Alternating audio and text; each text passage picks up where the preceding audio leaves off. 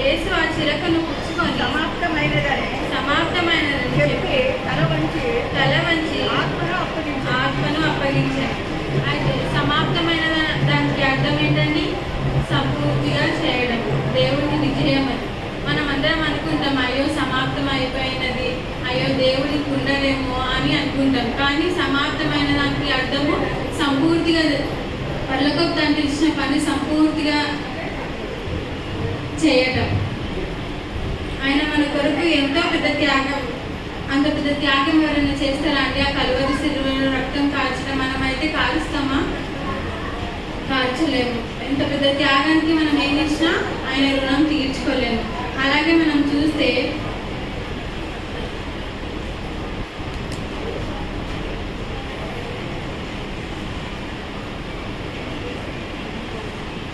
ఈ లోకానికి దేవుడు ఎందు నిమిత్తమైతే వచ్చారు? పాపుల కొరకు, పాపులకి రక్షణ కలగడానికి, విమోచన కలిగించడానికి, అపవాది క్రియలను లయపరచడానికి, చెరలో ఉన్న వారిని విడిపించడానికి ఈ లోకానికి వచ్చారు. లూకా సువార్తలో ఉంటుంది కదా, చూద్దాం. లూకా సువార్త 4:18.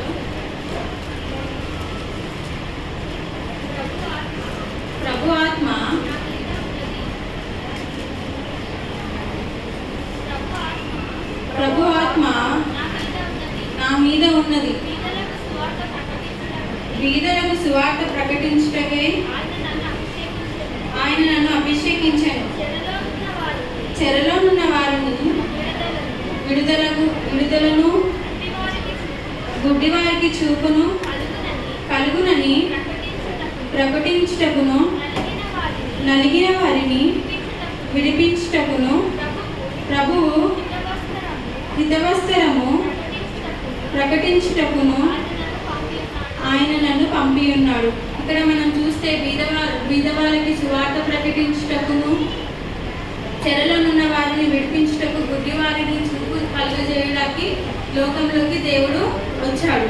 అలాగే ఈ లోకంలో చూస్తే ఇంకొకటి యోహాను సువార్త 17వ అధ్యాయము 4వ వచనం చూస్తున్నాం.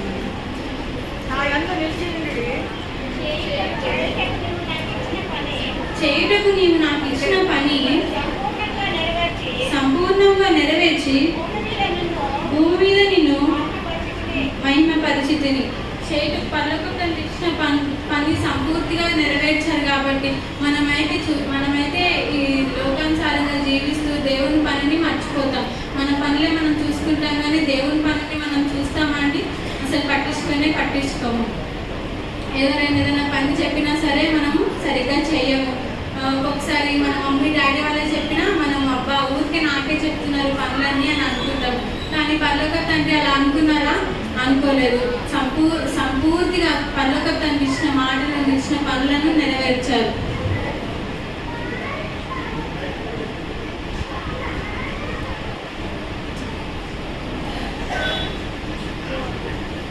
అలాగే లూకా సువార్త 24:44లో చూసుకుంటే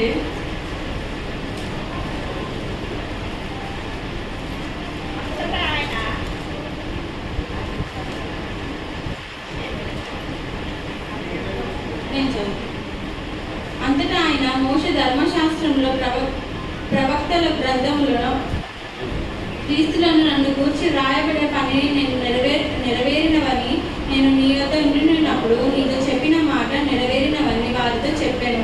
ఇక్కడ మనం చూస్తే సంపూర్ణంగా నెరవేర్చారు. దేవుడు సంపూర్తిగా నెరవేర్చారు పనిని.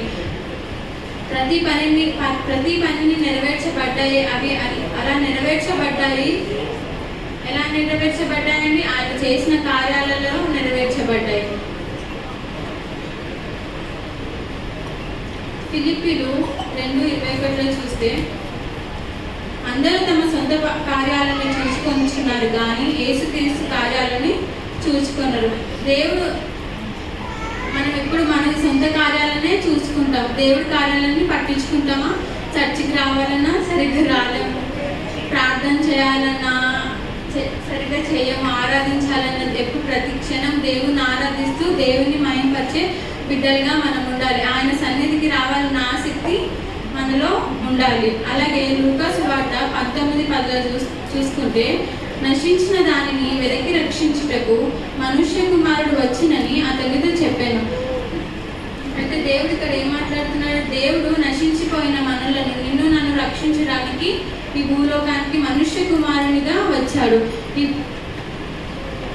అయితే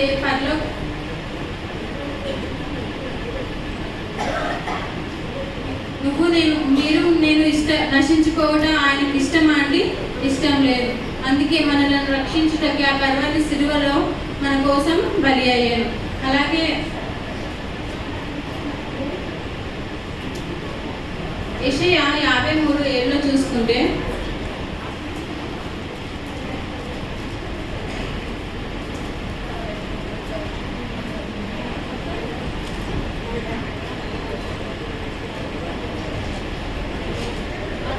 అతడు దౌర్జన్యము నుండి బాధింపబడినను అతడు నోరు తెరవలేదు. వదకు దేవుడు గొర్రెపిల్లయు బొచ్చు కత్తిరించు అని ఎడల గొర్రెయు మౌనంగా ఉండునట్లు అతడు నోరు తెరవలేదు.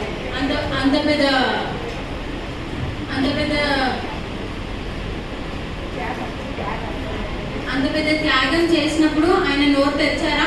మనల్ని ఎవరైనా ఒక మాట అంటే తిరిగి 2 మాటలు వాళ్ళకే అంటాం. ఒకవేళ వారు మనల్ని కొట్టినా తిరిగి 2 దెబ్బలు మనం వారిని కొడతాం. కానీ గొర్రెపిల్ల ఎలా మౌనంగా ఉంటుందో, మన దేవుడు కూడా మన పాపాల కొరకు మనకు రక్షణ కలగడానికి ఆయన మౌనముగా మన గురించి ఉండెను.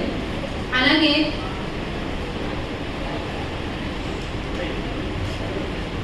మొదటి యోహాను 3:8 చూసుకుంటే, ఆయన అపవాది క్రియలను లయపరచడానికి వచ్చారు. అపవాది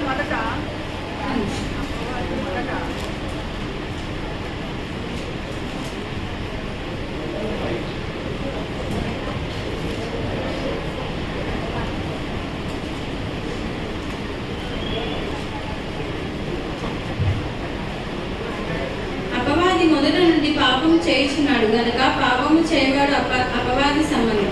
అపవాది యొక్క క్రియలు లయపరచుటకై దేవుడి కుమారు ప్రత్యక్షమాయను. మనము అపవాది క్రియలను లయపరచడానికి ఈ భూలోకానికి దేవుడు వచ్చాడు. మన కోసం ఆ కల్వరి సిలువలో త్యాగమయ్యారు. అలాగే మనం చూస్తే మనం అపవాది క్రియలను లయపరిచేవారుగా ఉండాలి. ఆయన దృష్టిలోకి మనం వెళ్ళకుండా మనము దేవుని దృష్టిలో ఉండే వారిలాగా మనం ఉండాలి. హెబ్రీలు 9:12 చూస్తే, మేకల యొక్క కొడేల యొక్క రక్తంతో కాక తన స్వరక్తముతో ఒకేసారి పరిశుద్ధ స్థలంలోకి ప్రవేశించాం. ఆయన కల్వరి కొండలో కార్చిన రక్తంతో మనకి విముక్తి కలిగింది. ఆ రోజు ఆ త్యాగం చేయకపోతే మనం ఇక్కడ ఉండేవారం అండి? అసలు కానే కాదు. ఎక్కడో పడిపోయిన వారి కింద ఉండేవాళ్ళము. అలాగే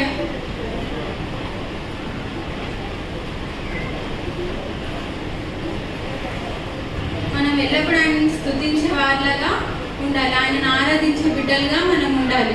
అలాగే మనం చూసుకుంటే పరలోకపు తండ్రి చెప్పిన మాటలను ఆయన ఎలా నెరవేర్చాడు? కార్యాల ద్వారా నెరవేర్చాడు. అలాగే సమృద్ధిగా పరలోకపు తండ్రి చెప్పిన పనులను అన్నిటినీ సమృద్ధిగా నెరవేర్చారు.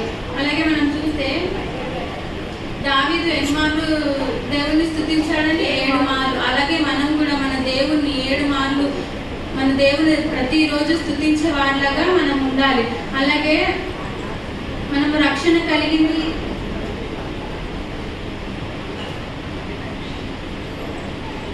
ఆయన మన కోసం ఎన్నో అవమానాలను నిర్లక్ష్య పెట్టి సిలువను సహించాడు. అలాగే మనకు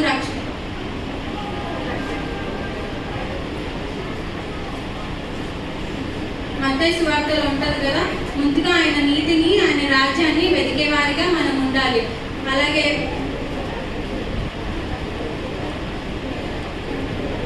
యోహాను సువార్త 4:24 ఉంటుంది, ఆయన ఆత్మ కనుక ఆయనను ఆత్మతోనూ సత్యంతోనూ ఆరాధించే వారిలాగా ఉండాలి. మరి ఈరోజు మనం చూసుకుంటే మన దేవుడు మన కోసం ఎన్నో త్యాగాలని చేశాడు. కల్వరి సిలువలో మేకులను, ముళ్ళ కిరీటను, కాళ్ళల్లో చేతులలో మేకులను